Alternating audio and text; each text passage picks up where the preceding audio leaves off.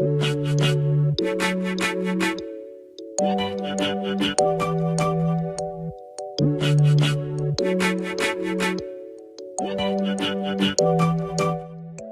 un ciclo que tiene una salida laboral clarísima. Casi toda la gente que estudia y que saca el título tiene posibilidades de inserción laboral muy claras. Tenemos muchísimas empresas con las cuales llevamos trabajando durante muchos años y aparte de eso, pues que es una formación muy buena para el resto de su vida.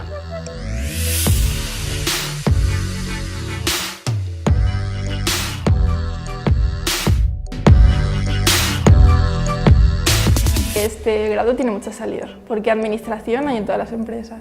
Puede ser administrativo en diferentes ámbitos, tanto en el sanitario como yo, por ejemplo, estoy en el ámbito de seguros.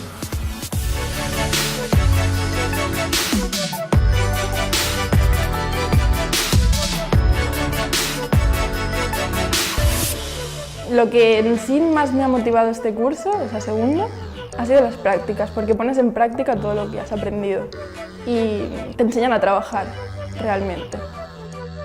Solemos trabajar con pequeñas y medianas empresas y con microempresas, por ejemplo el Hospital de Tarrasa o la Mutua de Tarrasa o otras empresas así más grandes que nos piden administrativos, un perfil que nosotros pues tenemos bastante.